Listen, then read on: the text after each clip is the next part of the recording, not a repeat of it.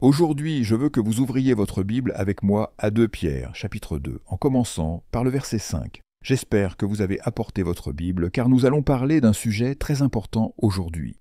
Le jugement de Dieu, l'amour de Dieu, et le retour de Jésus-Christ, ainsi que la fin des temps. Pas la fin du monde, il n'y aura pas de fin du monde, mais il y aura une fin à l'ère dans laquelle nous vivons, qui est dominée par le diable et par le mal. Cette époque prendra fin et Christ, le Messie, reviendra. Nous allons en parler un peu aujourd'hui.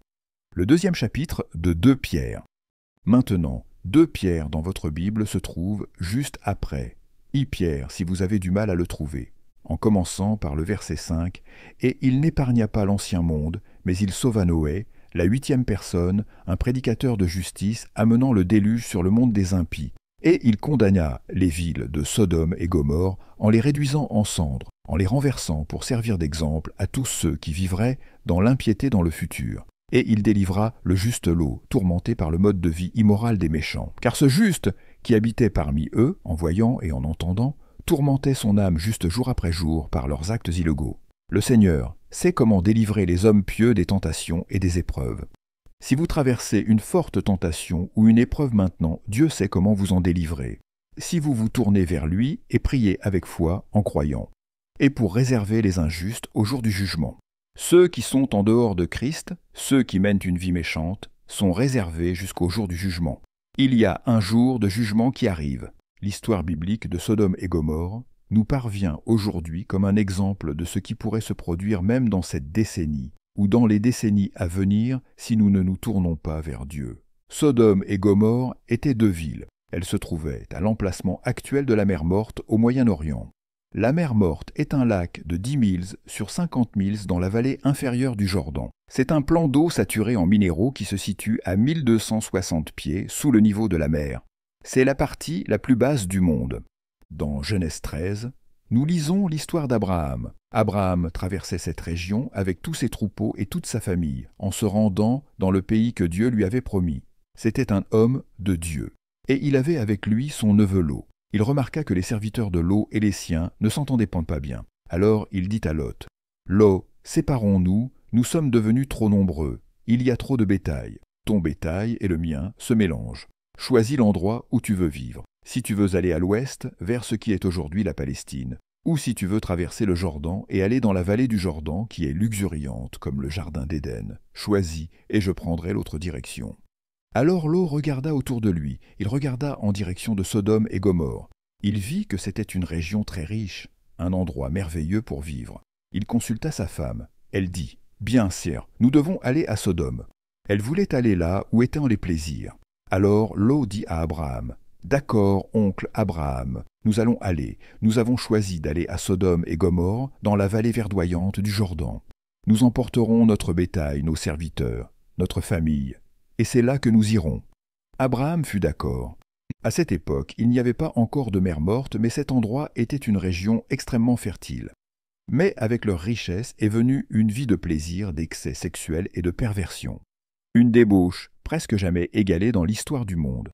Si bien qu'aujourd'hui, le mot Sodome est utilisé pour décrire un certain style de vie que certaines personnes peuvent adopter.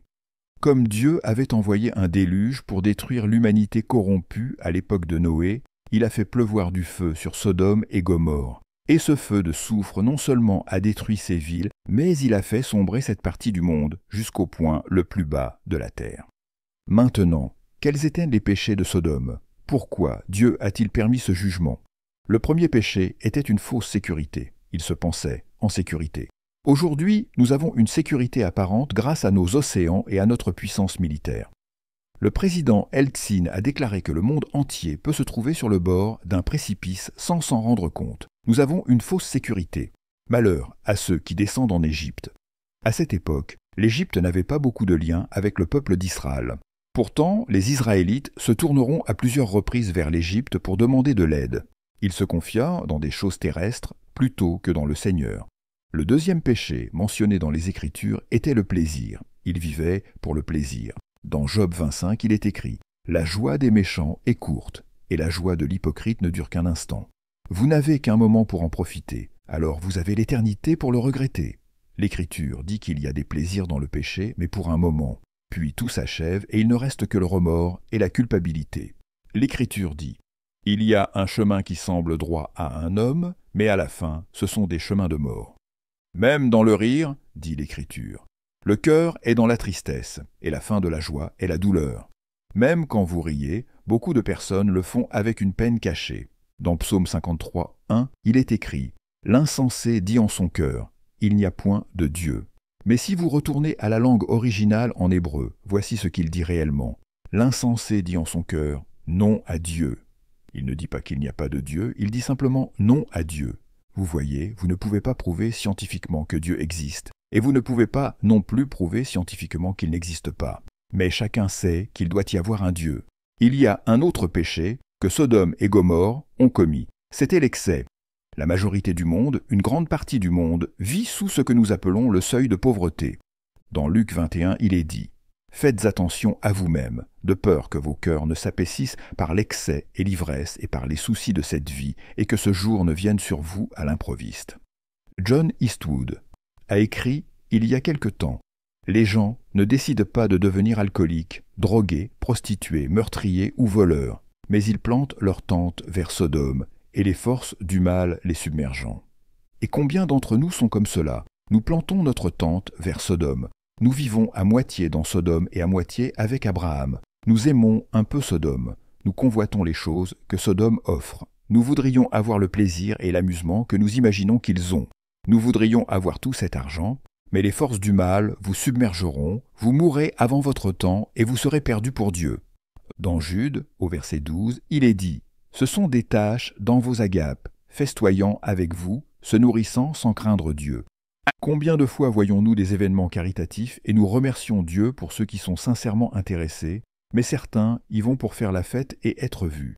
Et il y a une tâche dans leur charité, et c'est celle-là. Les habitants de Sodome et Gomorrhe avaient aussi de nouveaux dieux étranges. Chaque fois qu'un homme recherche, honore ou exalte quelque chose plus que Dieu, c'est de l'idolâtrie. Et nous sommes beaucoup à être coupables d'idolâtrie sans même nous en rendre compte. Dans Psaume 44, il est écrit « Si nous avons oublié le nom de notre Dieu, ou étendu nos mains vers un Dieu étranger, Dieu ne le découvrira-t-il pas ?» Dans Romains 1, il est écrit « Ils ont changé la vérité de Dieu en mensonge, et ils ont adoré et servi la créature au lieu du Créateur. » Nous adorons nos propres corps, nous adorons nos bons moments, et nous dépensons plus pour nos produits cosmétiques que pour adorer Dieu et Christ. C'est l'humanisme moderne. Ils étaient également coupables d'avidité. L'avidité était une véritable épidémie parmi les habitants de Sodome et Gomorrhe. Une des addictions qui empêtrent des milliers d'Américains aujourd'hui est le jeu d'argent. Et une partie de la motivation au jeu est l'avidité. Les travailleurs du monde industrialisé sont de plus en plus traumatisés par le surmenage, cherchant à gagner plus que ce dont ils ont réellement besoin. Alors nous négligeons nos familles pour gagner plus d'argent, alors que nous n'en avons pas vraiment besoin. Dieu a promis de pourvoir à tous nos besoins, mais il n'a jamais promis de répondre à tous nos désirs avides. Et puis, les péchés de Sodome et Gomorrhe étaient si graves que Dieu les a abandonnés. Dans Romains 1, il est écrit que Dieu les a simplement livrés à leur propre destin. 3 fois, il est dit qu'il les a abandonnés. Dieu vous a-t-il abandonné? Non, le simple fait que vous soyez ici aujourd'hui montre que Dieu ne vous a pas abandonné. Dieu vous parle encore, il y a encore une chance pour vous de venir à Christ. Il y a encore une opportunité pour vous de recevoir l'amour de Dieu et le don de Dieu en Christ. Dans 2 Timothée 3, il est écrit « Les hommes seront amoureux d'eux-mêmes, avides, orgueilleux, blasphémateurs, désobéissants, ingrats, impies. Et quiconque croit en une haute moralité aujourd'hui est tourné en ridicule. » Jérémie a dit qu'ils avaient oublié comment rougir, et c'est une grande vérité. Dieu avertit Sodome. Il a envoyé des anges à Abraham pour lui dire ce qu'il allait faire. Il allait détruire Sodome et Gomorrhe par le feu et le soufre. Et Abraham dit « Attends un peu, Seigneur. Si je trouvais quelques véritables croyants à Sodome, si je trouvais 50 hommes justes, les épargnerais-tu » Et Dieu dit « Oui. » Il n'a pas pu trouver 50 justes, alors il dit au Seigneur « D'accord, Seigneur, et si j'en trouvais 40 ?» Puis, après un moment, il dit « 30, puis 20. » Enfin, il dit « Si j'en trouve 10, Seigneur, les épargnerais-tu » Et Dieu répondit « Oui, si tu trouves 10 justes à Sodome, je l'épargnerai. » Mais il n'a pas pu les trouver. Et cela nous donne une leçon, l'importance d'une minorité dévouée. une minorité de personnes qui croient et qui vivent leur foi. Si l'Éternel des armées ne nous avait laissé un petit reste, nous serions devenus comme Sodome, nous ressemblerions à Gomorrhe, dit Ésaïe 1:9. À vous, chrétiens, Jésus a donné un avertissement. Il a dit « Souvenez-vous de la femme de Lot ». Les anges vous ont dit de ne pas regarder en arrière. Si vous regardiez en arrière, vous seriez transformés en statue de sel. Eh bien, elle s'est retournée et elle fut changée en statue de sel. Et Jésus a dit « Souvenez-vous de la femme de Lot ». C'est un exemple pour nous aujourd'hui. Souvenez-vous de la femme de Lot, l'un des versets les plus courts de toute la Bible. Ne regardez pas en arrière. Beaucoup d'entre nous regardent le monde avec nostalgie, et beaucoup sont comme Déma, ayant abandonné Christ par amour pour ce monde présent. Maintenant, le climax de l'histoire sera le jugement. La Bible avertit que le monde est promis à un jugement gigantesque. La seule lueur d'espoir est le retour promis de Jésus-Christ. Car l'Écriture enseigne, d'un bout à l'autre, que Christ reviendra un jour. Il établira son royaume et le mal et le diable seront éliminés. Alors, ce sera le paradis sur terre, lorsque Jésus reviendra. Jésus-Christ nous aime tellement qu'il est allé à la croix et est mort pour nous. Il a pris tout l'enfer et tout le jugement sur lui à la croix. L'Écriture dit « Car Dieu a tant aimé le monde.